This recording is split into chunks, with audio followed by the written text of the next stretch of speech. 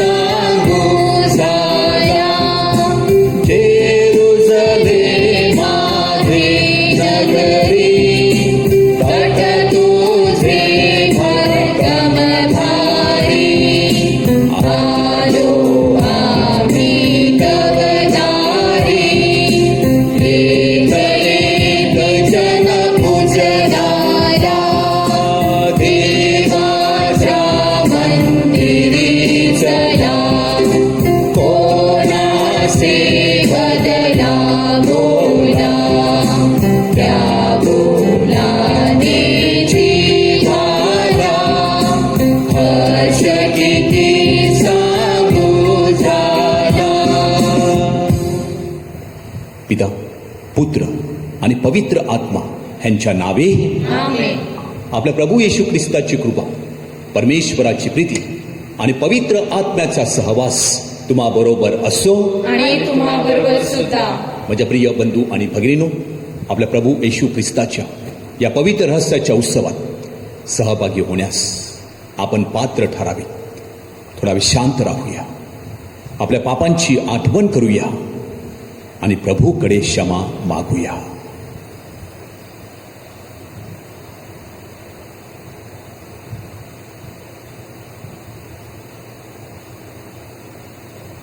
सर्व शक्तिमान प्रभू परमेश्वराजवळ व तुम्हा बंधू आणि भगिनीजवळ मी कबूल करतो की कल्पनाने, शब्दाने, कृत्याने व हृदयाने मी फार पापे केली आहेत.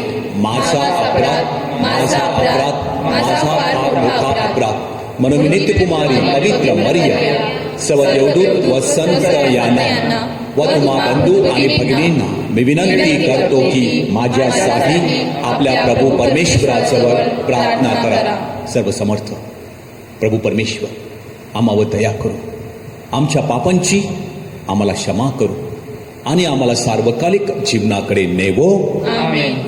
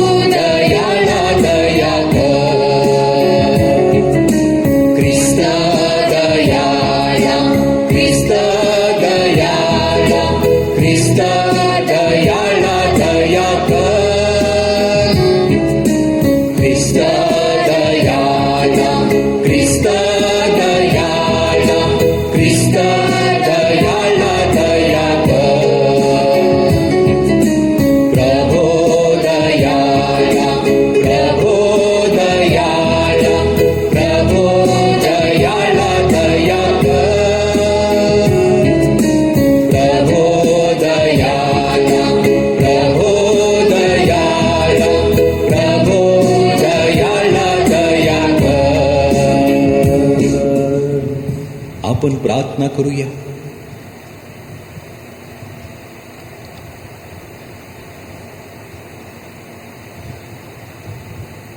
हे सर्व समर्थ व दयाळू परमेश्वरा, तुझ्या कृपेमुळेच आम्ही तुझी योग्य अशी सेवा व भक्ती करू शकतो.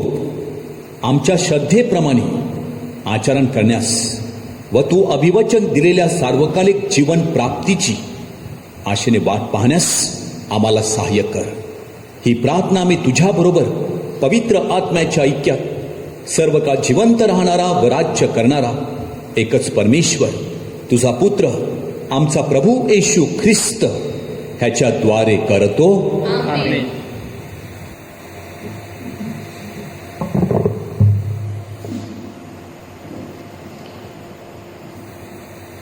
संत पॉलचे फिलिपकरास पत्र यातून घेतलेले वाचन.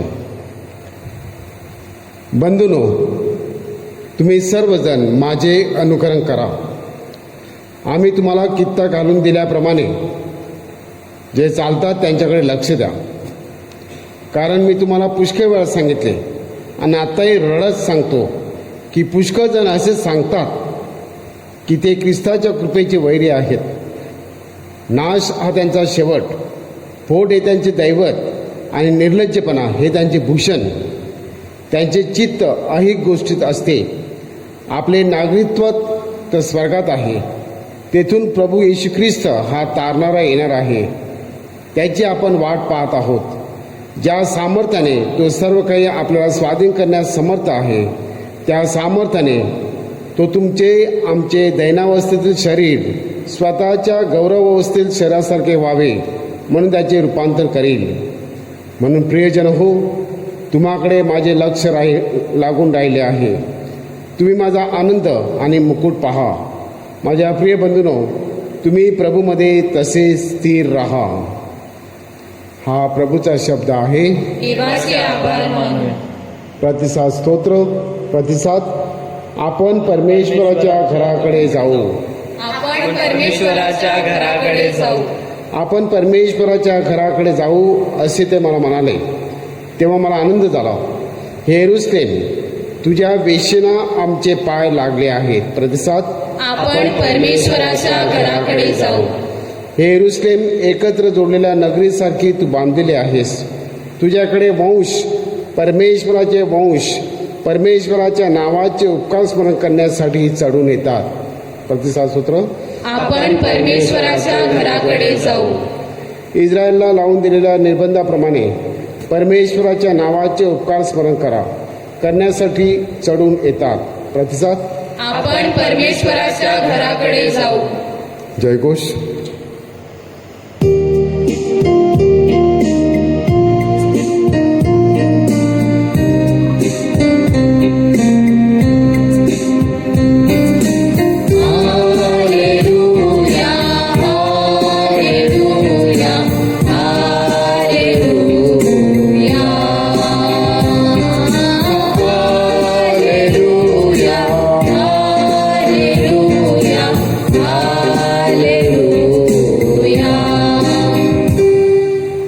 देवाचे वचन सजीव आणि सक्रिय आहे. ते मनातील विचार आणि हेतू याचे परीक्षक आहे.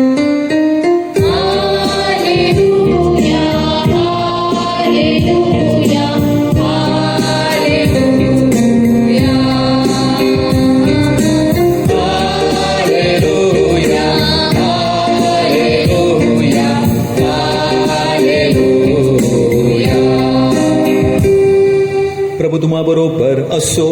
आणि तुम्हाबरोबर सुद्धा. संत लोकलिखित शुभवर्तमानातून घेतलेले वाचन.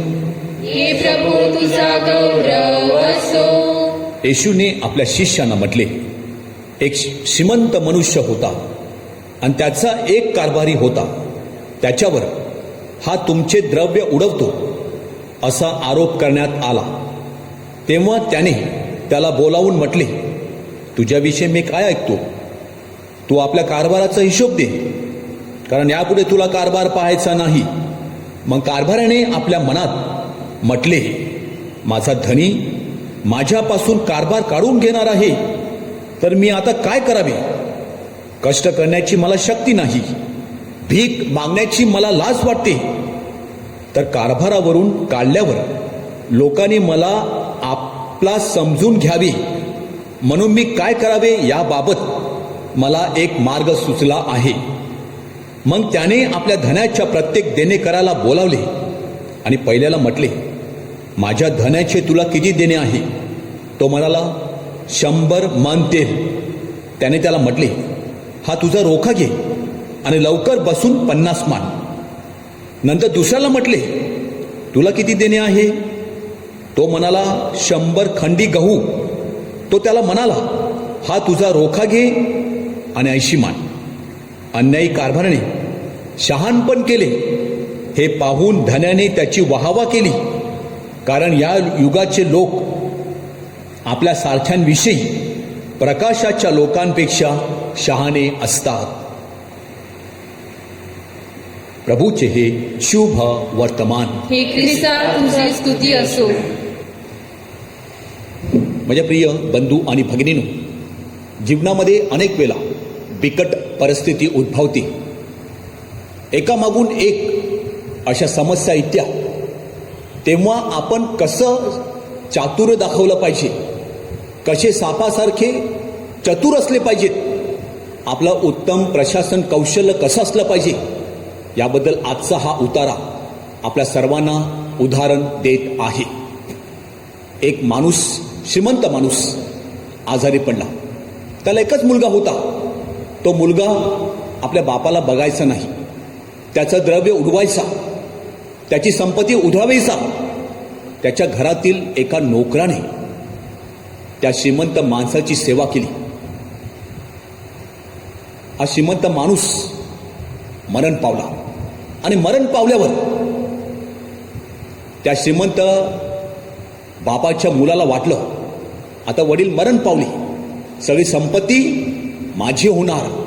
पण जेव्हा तो घरी गेला तेव्हा त्याने बघितलं की आपल्या वडिलांनी आपली सगळी संपत्ती काय केलेली आहे, त्या नोकराच्या नावावर करून टाकलेली आहे, ज्याने त्याची सेवा केली होती. परंतु वडिलांने त्या मृत्यूपत्रामध्ये एक वाक्य लिहिलं होतं, माझ्या मुलाला या घरातील कोणतीही एक जी गोष्ट पाहिजे तो घेऊ शकतो. मुलगा हुशार. मुलाने काय केलं, त्या नोकरालाच घेतलं. म्हणजे नोकराची सगळी संपत्ती त्या मुलाचीच झाली, कारण त्याने काय मागितलं, त्या नोकराला मागितलं. आता शुभवर्तमान हे असंच आहे. एक कारभारी ज्याच्याकडे व्यवहार देण्यात आलेला होता, तो विचार करतो माझा धनी माझा व्यवहार बघत नाही, आणि म्हणून तो काय करतो, भ्रष्टाचार करतो. अनेक वेळेला आपल्या जीवनामध्ये सुद्धा असंच असते. आपल्याला कोण बघत नाही या संधीचा फायदा घेऊन आपण सुद्धा कधी कधी थोड्याफार प्रमाणामध्ये काही असे ना लबाडी करतो, थोडा भ्रष्टाचार करतो. आपल्याला कोण बघत नाही असं आपल्याला वाटते, पण बघणारा आपल्या वरती बसलेला आहे. तो सगळं काही वरून बघत असतो. म्हणजे प्रिय बंधू आणि भगिनीनो, जेव्हा त्याचा कारभार काढून घेण्यात आला तेव्हा तो शुद्धीवर आला. तेव्हा त्याला कळलं की आता काय होणार, माझं सगळं जाणार, माझा वैभव निघून जाणार. आणि एवढी वर्ष मी काय होतो, कारभारी होतो. मी कधी भीक मागितली नाही, मी कोणाच्या पायरीवर चढलो नाही. नंतर मी भीक कशी मागणार, माझी इज्जत जाणार. आणि म्हणून तो काय करतो, प्रिय बंधू आणि भगिनीनो, तो आपलं चातुर्य, आपली हुशारकी, आपल्या समोर जी परिस्थिती उभी राहिलेली आहे त्या परिस्थितीला चांगल्या प्रकारे सामोरे जातो. या अन्यायी कारभाराने शहाणपण केलं, म्हणून धन्याने त्याची काय केली, वाहवाह केली.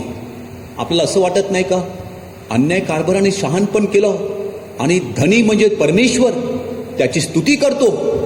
म्हणजे प्रिय बंधू आणि भगिनीनो, परमेश्वर त्या अन्याय कारभाराची स्तुती करत नाही, तर त्याला जे परमेश्वराने चातुर्य दिलं होतं, जे प्रशासन कौशल्य दिलं होतं, त्याची परमेश्वर काय करतो, वाहवा करतो.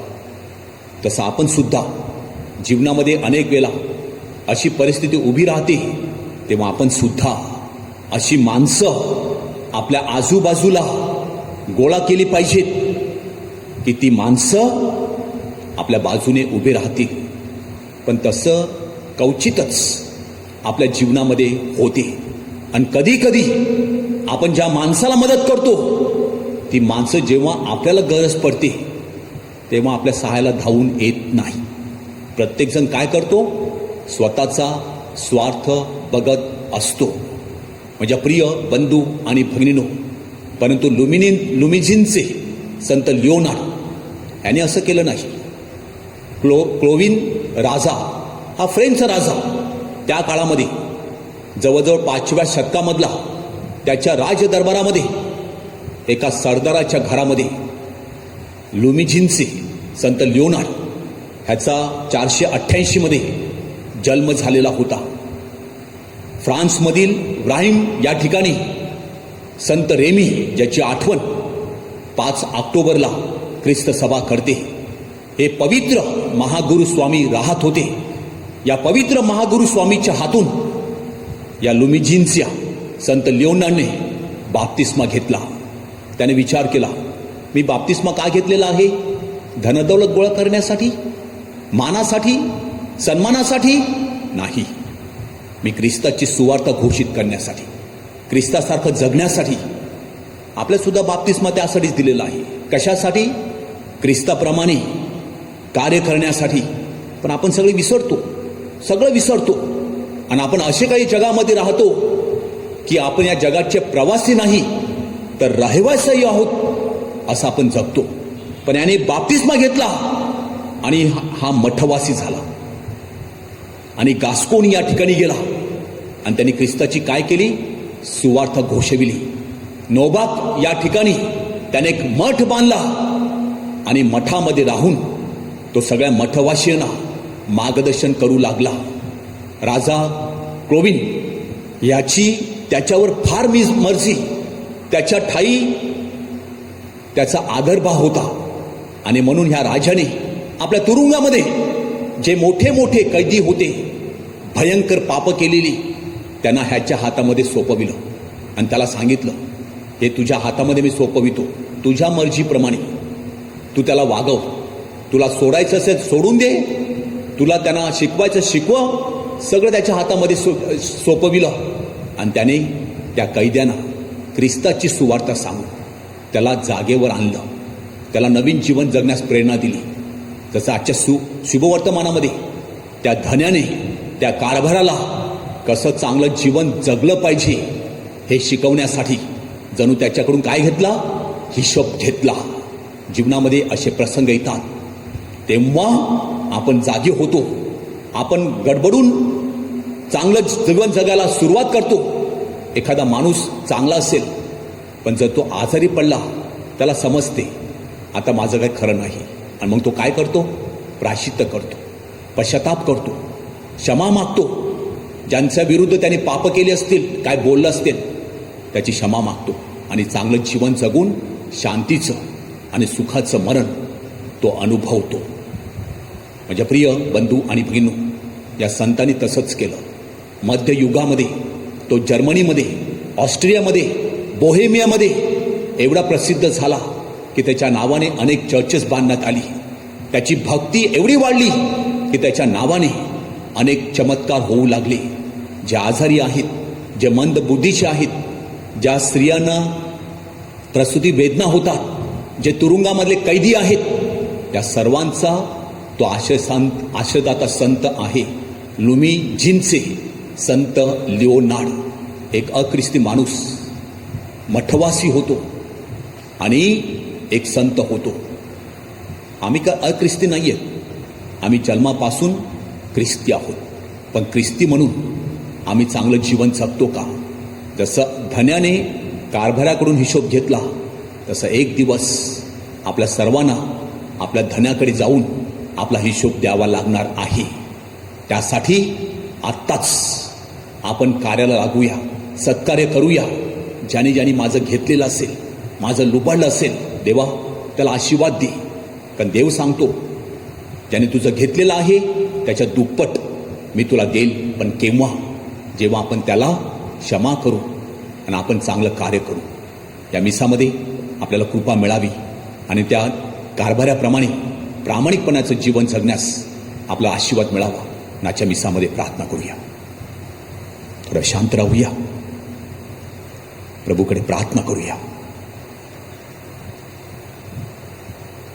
ज्यांचे वाढदिवस आहेत त्यांच्यासाठी प्रार्थना करूया. ज्यांच्याच लग्नाची अॅनिव्हर्सरीज आहेत, ज्यांना मुलं बाळं नाहीत त्यांना मुलाबाळाची देणगी प्राप्त व्हावी. आपली मुलं मुली अभ्यासासाठी परदेशी परगावी आहेत, ज्या ठिकाणी आहेत त्या ठिकाणी सुखी असावीत. ज्यांना या महामारीमुळे नोकरी धंदा नाही त्यांना चांगली नोकरी मिळावी. या करोनापासून आपली सुटका व्हावी, आपल्या चर्च बांधकामासाठी, मुलांच्या ऑनलाईन शाळा परीक्षा, शिक्षकांचं ऑनलाईन शिकविणे प्रभू परमेश्वराने आशीर्वादित करावं. जे शुद्धीस्थानातील आत्मे आहेत ते स्वर्गात जावेत आणि ज्याने ज्याने आपल्याला प्रार्थना करायला सांगितली आहे त्या सर्वांच्या हेतूसाठी, विशेष करून जे आजारी आहेत, भयंकर आजाराने ग्रस्त आहेत, त्यांना सहनशक्ती मिळावी, ही प्रार्थना आम्ही आमच्या प्रभू येशू ख्रिस्ताद्वारे करतो.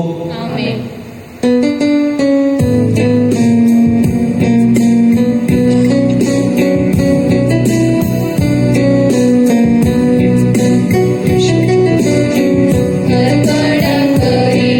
आणि महत्वाचे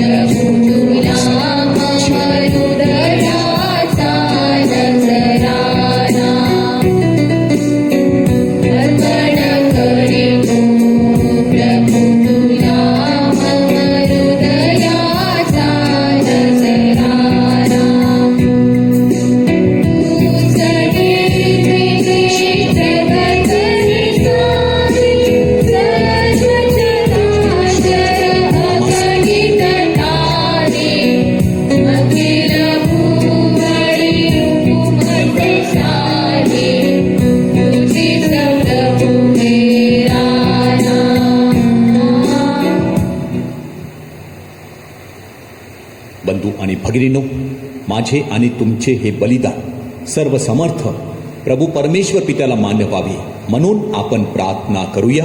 आपल्या हातून अर्पण केलेल्या बलिदानाचा प्रभू स्वीकार करो आणि त्यामुळे त्याच्या नावाचे गुणगान व गौरव होऊन आमचे व त्याच्या पवित्र ख्रिस्त मसीचे कल्याण हो. हे दयाळू परमेश्वरा, आमच्या पवित्र समर्पणाचा स्वीकार कर व या समर्पणाद्वारे आमच्या पापांची क्षमा कर. ही प्रार्थना आम्ही आमच्या प्रभू ख्रिस्ताद्वारे करतो. आमेन. प्रभू तुम्हा बरोबर असो. आणि तुम्हा बरोबर सुद्धा. तुमचे अंतकरण प्रभूकडे लावा. आम्ही ते लावले आहे. प्रभू आमचा परमेश्वर याची आभार मानूया. ते योग्य व रास्त आहे. हे पवित्र पित्या, सर्व समर्थ सनातन परमेश्वर, आम्ही तुझे नित्य व सर्वत्र आभार मानावेत. हे योग्य व तारणदायक आहे. तुझ्यामुळेच आम्हाला अस्तित्व, जीवन आणि गती आहे. प्रत्येक दिवशी तू आम्हाला पितृप्रेमाचे दर्शन घडवितोस. आम्हामध्ये वस्ती करणारा तुझा पवित्र आत्मा या जगात आम्हाला अविनाशी सुखाचा आशादीप दर्शवितो. प्रभू येशू ख्रिस्ताला मेलेल्यातून उठविणाऱ्या तुझ्या पवित्र आत्म्याचे वरदान हे स्वर्गातील भावी पुनरुत्थान महोत्सवाचे पूर्वचिन्ह व अभिवचन आहे. म्हणून प्रभो, आभारपूर्वक स्तवनाने सर्व दूतगणांबरोबर आम्ही तुझ्या अद्भुत सामर्थ्यदायी कृत्याचा गौरव गीत गात म्हणतो.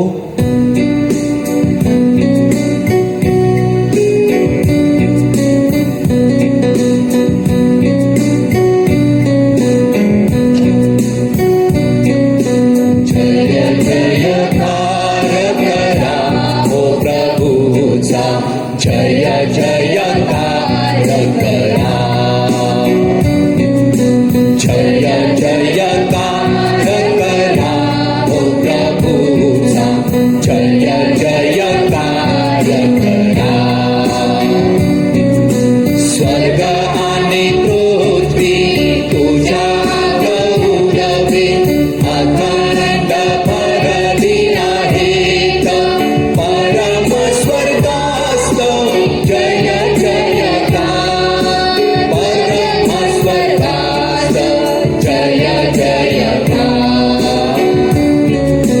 जय जयकार करा ओ प्रभूचा. जय जयकार करा.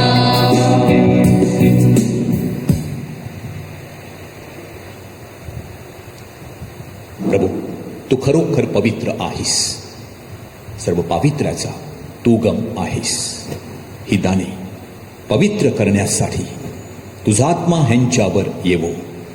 ही दाने आमच्यासाठी आमच्या प्रभू येशू ख्रिस्ताचे शरीर व रक्त बनवत स्वेच्छेने स्वीकारलेल्या आपल्या दुःख सहनापूर्वी प्रभू येशूने भाकर घेतली, तुझे आभार मानले, ती भाकर मोडली आणि आपल्या शिष्यांना देत म्हटले, तुम्ही सर्वजण ही घ्या आणि खा, हे माझे शरीर आहे, हे तुमच्यासाठी अर्पिले जाईल.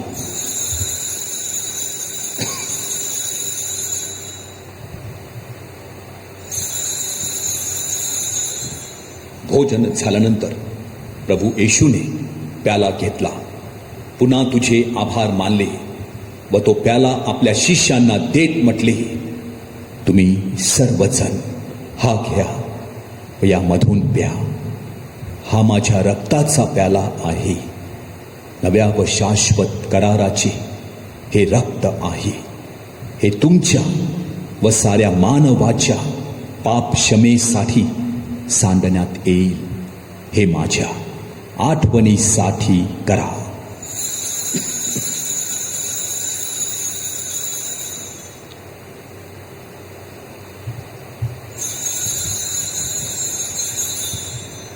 श्रद्धेच्या रहस्याचा आपण जयघोष करूया. ख्रिस्त मरण पावला, ख्रिस्त जिवंत झाला, ख्रिस्त पुन्हा येईल. आमच्या प्रभू येशू ख्रिस्ताच्या मरणाच्या आणि पुनरुत्थानाच्या स्मरणार्थ हे पित्या, आम्ही तुला ही जीवनदायी भाकर, हा तारंदक प्याला अर्पण करतो. तुझ्या समोर उभे राहण्यास, तुझी सेवा करण्यास आम्हाला पात्र केल्याबद्दल आम्ही तुझे आभार मानतो. ख्रिस्ताचे शरीर व रक्त सेवन करणारे आम्ही सर्व पवित्र आत्म्याच्या कृपेने एक व्हावे असे आम्ही विनवितो. प्रभू, सर्व जगभर पसरलेल्या तुझ्या ख्रिस्त सभेची आठवण कर. आमचे परमगुरू फ्रान्सिस, आमचे महागुरू फेलिक्स व इतर सर्व धर्मगुरू यांच्यासह आमची तुझ्या प्रेमात उत्तरोत्तर वाढ कर. मरणातून पुन्हा उठण्याच्या आशेने ख्रिस्तासाठी विश्रांती पावलेल्या आमच्या बंधू भगिनीची आठवण कर.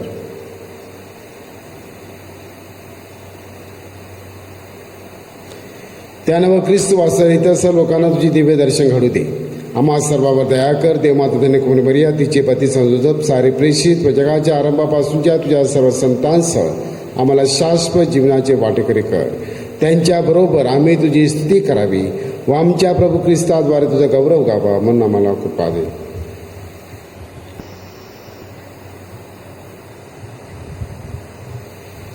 ख्रिस्ताद्वारे, ख्रिस्तासह, ख्रिस्ताठायी पवित्र आत्म्याच्या ऐक्यात हे सर्व समर्थ पित्या, तुझा सन्मान व गौरव सदा सर्वदा हो.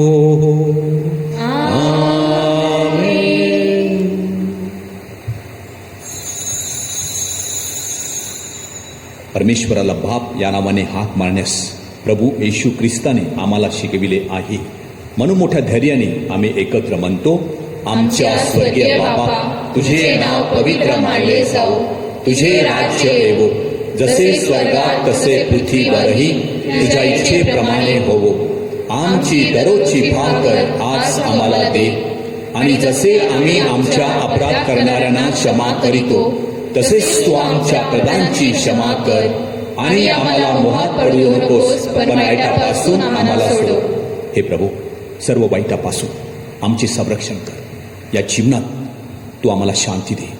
आमच्या तारणाऱ्या प्रभू येशू ख्रिस्ताच्या पुन्हा येण्याची व शाश्वत जीवनाची मोठ्या आशेने वाट पाहत असता आम्ही सर्वजण तुझ्या दयेच्या साह्याने पापापासून दूर राहावे व सर्व संकटांपासून सुरक्षित असावे. कारण राज्य, अधिकार व गौरव सदा सर्वदा तुझाच आहे. हे प्रभू येशू ख्रिस्ता, तू आपल्या प्रेषितास म्हणालास, मी तुम्हासाठी शांती राखून ठेवितो, मी माझी शांती तुम्हास देतो. म्हणून प्रभू, आमच्या पापाकडे तू पाहू नकोस, तर तुझ्या लोकांच्या श्रद्धेकडे पहा आणि आम्हाला तुझ्या स्वर्गीय राज्यातील शांती व ऐक्य देण्याची कृपा कर. तू नित्यजीवी असून सदा सर्वदा राज्य करतोस. आमेन. प्रभूची शांती तुम्हा बरोबर सदा असो आणि तुम्हा बरोबर सुद्धा. आपण एकमेकास प्रभूची शांती देऊया.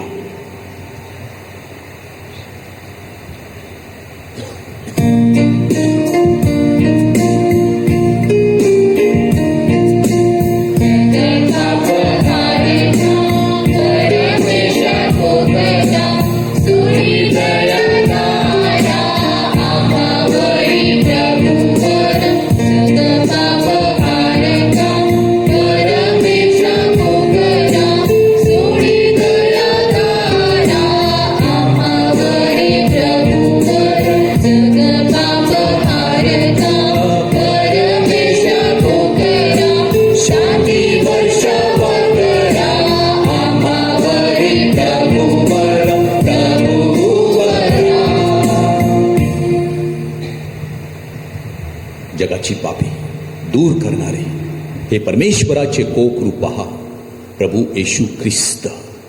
त्याच्या पवित्र बलिदानामध्ये सहभागी झालेले आपण सर्वजण धन्य. हे प्रभू, तुझा स्वीकार करण्याची मी पात्र नाही, परंतु एक शब्द मात्र बोल, म्हणजे पूर्णतः बरी होईल. ख्रिस्ताचे शरीर आणि रक्त सध्याच्या आणि भावी जीवनात आम्हा सर्वांचे संरक्षण बनवून. आमेन. माझ्या प्रिय येशू, तू अल्तरावरील पवित्र साक्रामेंतात जातीने हजर असतोस. ह्यावर माझी नितांत श्रद्धा आहे. सर्वांपेक्षा माझे तुझ्यावर प्रेम आहे आणि माझ्यामध्ये तू यावा अशी माझी तीव्र इच्छा आहे. ह्या दिवसात मी तुला पवित्र मिस्सा साक्रामेंताद्वारे स्वीकारू शकत नसलो तरी निदान आध्यात्मिक स्वरूपात तू माझ्या अंतःकरणात ये. तू नेहमीच माझं बरोबर असतोस. मी तुला मिठी मारतो.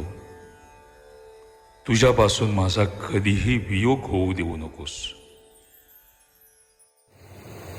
जसे जिवंत पित्याने मला पाठविले आणि जसा पित्यामुळे मी जगतो, तसे जो माझे मांस खातो व माझे रक्त पितो तोही माझ्यामुळे जगेल. आपण प्रार्थना करूया.